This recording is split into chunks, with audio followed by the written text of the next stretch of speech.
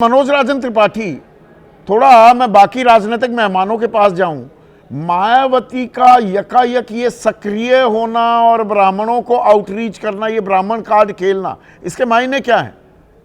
अब क्यों क्यों जरूरत आन पड़ी?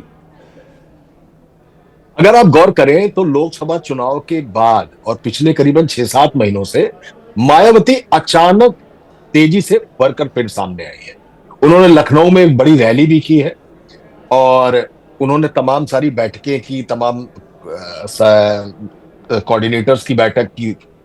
उसमें लगातार अचानक मायावती का सक्रिय होना यह साफ तौर पर साबित करता है कि बीजेपी आला कमान मतलब दिल्ली से उनको सक्रिय किया गया है। और बड़ी सीधी सी बात है कि 2007 में मायावती ने एक भाषण दिया था जिसमें कहा था कि वो सरकार में आते ही मुलायम सिंह को जेल भेजेगी।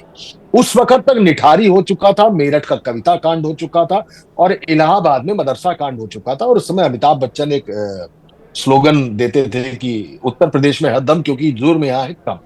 इसको लेके जनता की नाराजगी थी और मायावती ने जो जेल वाला बयान दिया उससे थंपिंग मेजॉरिटी हुई।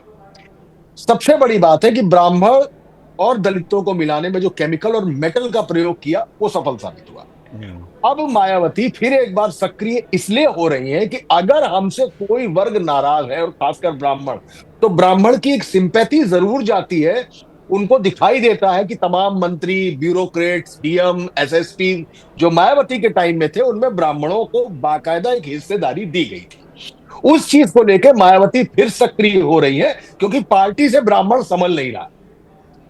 पार्टी तो से जो ब्राह्मण मैंने बिल्कुल शुरू नहीं। में कहा, ये बीजेपी की ही बी टीम की तरह काम कर रही है क्या? ये 200 बीजेपी को जो नुकसान, जो संभावित आशंकित नुकसान है, उसकी भरपाई के लिए ब्राह्मण कार्ड खेल रही है मायावती, आप ये कह रहे हैं? थोड़ा सा पीछे ले जाऊंगा। जिस तरीके से गत हुई है भारतीय जनता पार्टी की उत्तर प्रदेश के लोकसभा चुनाव में, जो 62 से संभवतः 33 के आसपास चली हाँ। गई सीटें, उसके बाद ये बात समझ में आती है कि पिछड़े और दलितों की पॉलिटिक्स को थोड़ा आगे बढ़ाना पड़ेगा। लेकिन उसमें अचानक तराजू पर मेढक तोलने वाले जो ब्राह्मण होते हैं, एक को मनाओ सातवां कूद जाता है, सातवें को लाओ तो 11वां निकल जाता है। इन सबको एक करने के लिए लगा था। और ये पार्टी जो बैठक हुई थी पीएन पाठक के यहाँ, वो केवल इसीलिए हुई थी, इसमें कोई दो राय नहीं है। और इस बहुमंजिला पर इमारत है पंकज चौधरी ने जो फटकार लगाई कि सोच और विचार के खिलाफ है। भाई, अगस्त में जब ठाकुर मिले थे, जब राजपूत विधायक मिले थे, तब कोई इस तरह की फटकार नहीं लगाई गई थी, कोई नसीहत नहीं दी गई थी। देखिए, जो 5 सितारा होटल में जो ठाकुरों की बैठक हुई थी, उसका मुद्दा था वीके सिंह को टिकट न देना और योगी आदित्यनाथ पर लगातार घेरना और दबाव बनाना। सिर्फ ठाकुरों की बैठक नहीं हुई थी। अयोध्या में कुर्मियों की बैठक हुई थी जिसमें स्वतंत्र देव सिंह और अनुप्रिया पटेल शामिल थे। लखनऊ का एक बहुत प्रतिष्ठित कॉलेज है जिसमें एक बहुत बड़े ऑडिटोरियम में लोधों की बैठक हुई। ब्राह्मण बैठक के ठीक अगले दिन, जिस दिन बवाल हुआ है, ठीक अगले दिन धोबी समाज के विधायकों की बैठक हुई है। और जब यह बैठक हुई है पीएन पाठक के यहाँ, तो 4 घंटे बाद सीधे फोन पहुंचा धर्मपाल सिंह संगठन मंत्री का और इसके बाद इनके सारे लोगों के मोबाइल चले गए फ्लाइट मोड पर। और तब बीएल संतोष को सीएम हाउस से फोन किया गया, बीएल संतोष ने संगठन को किया और तब पंकज चौधरी आगे आकर इस तरीके का बयान दिया। और उनके जो गुरु हैं रमापति राम त्रिपाठी, जो पूर्व अध्यक्ष है प्रदेश के, सांसद भी रह चुके, उन्होंने इस बात को फिर डिट्टो किया और फिर ब्राह्मणों को चेतावनी दी कि दोबारा ऐसा नहीं होगा। और लगातार ये बात कही जा रही कि नहीं, ये बैठक तो केवल एक तो बाटी चोखा की सेफ्टी बैठक वॉल्व थी, थियोरी जो कांग्रेस के ऊपर भी लागू होती थी 1885 में, जब कांग्रेस बनी, कि भाई जो नाराजगी लोगों में, भारतीयों में पनप रही है गोरों के अंग्रेजी राज के खिलाफ, एक प्रेशर कुकर जो जिसमें गैस बनती दिखाई दे रही है, प्रेशर बनता दे, सेफ्टी वॉल्व एक इजाद की जाए। तो ये सेफ्टी वॉल्व, बीजेपी के लिए सेफ्टी वॉल्व का काम कर रही है मायावती, ब्राह्मण बिल्कुल कार्ड सेफ्टी वॉल खेलकर। का, बिल्कुल सेफ्टी वॉल का। और उनकी एक हिस्ट्री है, ब्राह्मणों का एक एक्सपीरियंस है। और वो मतलब कोई इसको बिटवीन द लाइंस बोलता है, मैं इसको साफ बोलता हूं कि मायावती उत्तर प्रदेश में भारतीय जनता पार्टी की बी टीम की तरह ही काम कर रही है।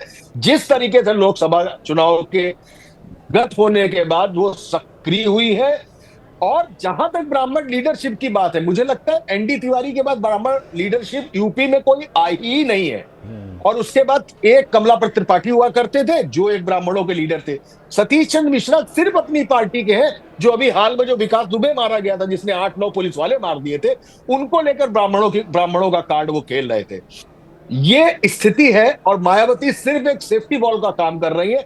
चाहे कोई भी मुद्दा होगा, बीजेपी उनका इस्तेमाल करने के लिए उनको एज ए कैटलिस्ट लाके सामने खड़ा कर चुकी है। और अवध और पूर्वांचल में, और इसीलिए मैंने 12 जिलों का वहां जिक्र किया, जहां 60 सीटें तो ऐसी हैं, 15% से ज्यादा आबादी है ब्राह्मणों की इन इलाकों में। और ये वही इलाका है अवध और पूर्वांचल का जहां 62 से जो 33 पर गिरी, सबसे ज्यादा नुकसान इन्हीं दो इलाकों में हुआ बीजेपी को।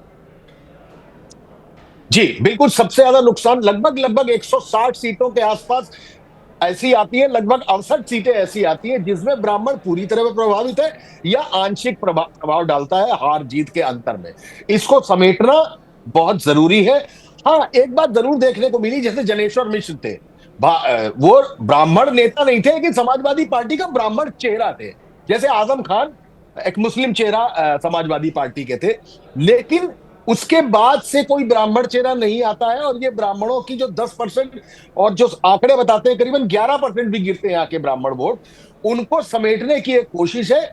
जिनको बीजेपी को ये लगता है कि वो फॉर ग्रांटेड है, वो कहीं नहीं जाएंगे, लेकिन इस बैठक करके उन्होंने साफ जता दिया है कि वो फॉर ग्रांटेड नहीं है। और एक बात आपको और बता दूं, ब्राह्मणों की बैठक लगातार हो रही है, लेकिन अब किसी फ्लैट में नहीं हो रही है। अब ये बैठक ये पिछला सवाल लीजिए, और लगातार हमारे एक दर्शक हैं गिरीश, वो बड़ा एक अहम सवाल पूछ रहे हैं। वो कह रहे हैं कि दलित वोट बैंक भी तो खिसक रहा है, तभी तो 13% पर आ गई मायावती। जाटव नॉन जाटव में अगर वो हम फर्क करें तो बीएसपी उसे वापस लेने के बजाय ब्राह्मण वोट बैंक को वापस लेने की कोशिश करती क्यों दिखाई दे रही है? पहले तो अपने परंपरागत वोट बैंक को साधे। देखिए, बीएसपी के लिए सबसे बड़ी बात यह है कि बीएसपी को वोटर्स ने नहीं छोड़ा है। बीएसपी खुद वोटर्स से दूर हो गई है, अपने आप को निष्क्रिय कर दिया है। ईडी, सीबीआई, दुनियादारी और ऊपर के इंस्ट्रक्शंस को लेकर अपने आप को साइडलाइन हाशिए पे लाकर खड़ा कर दिया है। यही वजह है कि उसका जो वोटर, जो मेन जाट वोटर है, वो भी उससे कट के किनारे हो रहा है। हाँ, नॉन जाटव तो हो ही गया। लेकिन जिस तरीके से रैली हुई है मायावती की पिछले दिनों, उस रैली को देखकर आप फिर मानेंगे कि वैसी ही रैली है जो मायावती के स्टाइल की रैली है, और फिर हुई है वो रैली।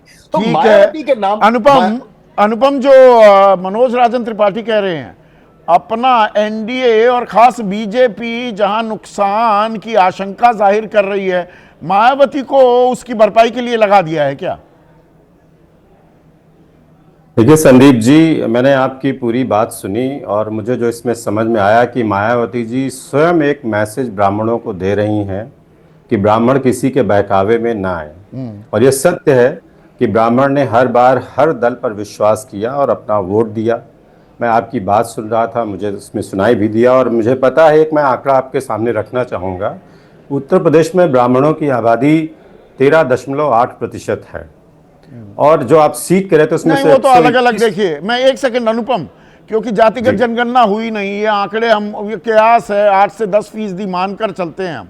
मैं उसी हिसाब से आंकड़े दे रहा हूं। आप 13 कह रहे हैं, आप कह सकते हैं, मुझे उसमें ऐतराज नहीं है, पर कोई आधिकारिक आंकड़ा है ही नहीं दरअसल किसी के पास, ये सब अनुमान। मैं और जो सीटें, चलिए अब मैं सीट भी बताता, लेकिन आपने चूंकि बीच में कह दिया है तो मैं अब सीट पे जा रहा हूं। अगर मैं आपकी बात मान लूं तो करीब करीब मोटे मोटे 100 से 125 सीटें ऐसी हैं जहां ब्राह्मणों का वोट बहुत ही डिसाइसिव होता है। बिल्कुल सही। एक जो मुझे समझ में बात यहाँ आती है कि यदि ब्राह्मणों ने कोई बैठक की, विधायकों ने कोई बैठक की, तो ये कोई राजनीति से प्रेरित नहीं हो सकती। लेकिन चूंकि वो विधायक हैं, यदि वो एक स्थान पर बैठते हैं तो उसमें राजनीतिक विमर्श बहुत ही स्वाभाविक है। अब उत्तर प्रदेश के अंदर ये जरूर बैठे, कोई दिक्कत नहीं। उसके बाद प्रतिक्रिया जो आती है प्रदेश अध्यक्ष की, ये हमारी सोच और हमारी कार्यशैली के खिलाफ है। बाकी जगह भी तो जातियों की बैठकें हो रही हैं, समूहों की बैठक हो रही थी, यहां पर इन पर फटकार लगा दी जाती है। और वो बाकायदा मनोज राजन त्रिपाठी जो जानकारी दे रहे हैं, फ्लाइट मोड पर कर दिए सबने अपने फोन। जब धर्मपाल जो उत्तर प्रदेश को संभालते हैं संगठन को, उनका वो वहां पर अप्रोच करते हैं विधायकों को, ये चीजें जुड़ती हैं। बात पूरी मुझे यदि आप बात कहने देंगे तो शायद वो सारी बातें मैं उसमें ला पाऊं। हाँ। मेरा यही कहना था, कई बार जो बैठक हुई हो सकता है उसका उतना निहितार्थ न होता, लेकिन प्रतिक्रिया ने उसको जरूर बड़ा कर दिया।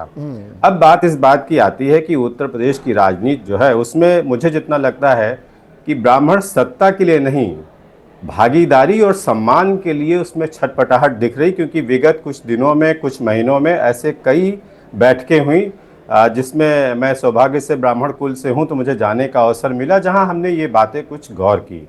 और उत्तर प्रदेश मतलब की इसको मैं राजनीति बड़ी में सरल पिछले आसान काफी- भाषा में कहूं, एक वो मानस सा कुछ बन रहा है लोगों का मन कि भाई ये तो राजपूतों की बड़ी सुनवाई हो रही है, ठाकुरों की सरकार है, ब्राह्मणों की सुनवाई नहीं होती।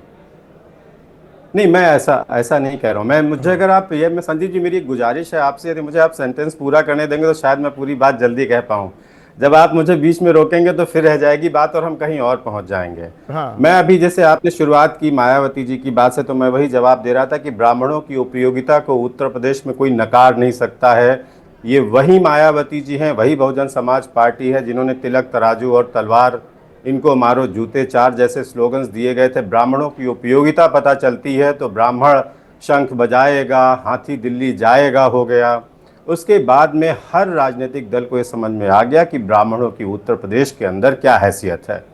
ब्राह्मणों के साथ एक समस्या ये है, जो आपके अभी एक साथी कह भी रहे थे, मैं सुन भी रहा था, कि इनमें एकजुटता का अभाव है अपने मुद्दों को लेकर। चूंकि ये शैक्षिक वर्ग है, शिक्षा दीक्षा में रमा हुआ है, तो ये उन जातिगत चर्निंग में नहीं जाता है।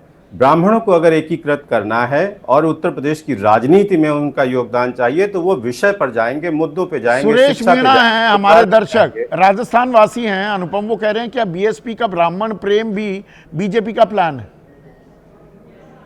नहीं, बीजेपी का क्या प्लान होगा? बीएसपी ने, मायावती जी ने ब्राह्मणों को जितना छला है उतना किसी ने छला नहीं है। मायावती जी के कहने से ब्राह्मणों के मस्तिष्क पे कोई असर नहीं होगा। मायावती जी की पार्टी में, मायावती जी आज गिना दें अगर सतीश चंद्र मिश्र जी के अलावा एक ब्राह्मण उनके पास रुका हो? नहीं, सारे मनोज राजन ब्राह्मण त्रिपाठी उनके पास गिना रहे उतरे थे, गए। जो जितने नौकरशाह थे अहम पदों पर, ब्राह्मणों को जो उन्होंने पोस्ट किया, वो आज भी चर्चा का विषय है समाज में, ये बात कह रहे हैं मनोज राजन मैं त्रिपाठी। उनकी बात को बता दूं, उनकी राजनीतिक समझ कितनी मुझे नहीं पता है, लेकिन यही मायावती जी थी जब मुख्यमंत्री जी थी। मैं दो पहलू आपको बताऊंगा। जब ये जिलों का दौरा करती थी तो ये चिन्हित करती थी कि वो जिला जिसमें कि कोई ब्राह्मण का अगर कप्तान हो या ब्राह्मण कोई डिस्ट्रिक्ट मजिस्ट्रेट हो, और वहां पर जा करके पब्लिक के सामने उसका ह्यूमिलिएशन किया करती थी मायावती जी। रिकॉर्डों में ये बात दर्ज है, सिर्फ ये दिखाने के लिए कि इन ब्राह्मणों को देखो, मैं जूते की नोक पे रखती हूँ। वो अपमान ब्राह्मण नहीं भूले हैं। दूसरा तथ्य मैं आपको बता दूं कि ब्राह्मणों को लेकर के जितनी ज्यादा SC/ST एक्ट के अंतर्गत मायावती जी के समय में FIR दर्ज हुई, उतनी किसी भी शासन काल में नहीं पर हुई। ब्राह्मण आज भी नाराज है, ये बात आप मान रहे हैं?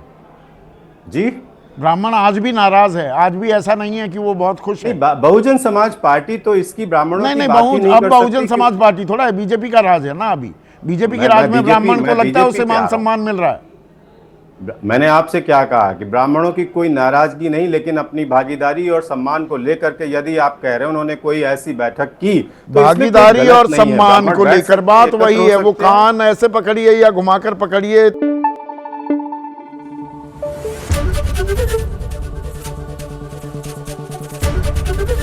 ABP न्यूज आपको रखे आगे।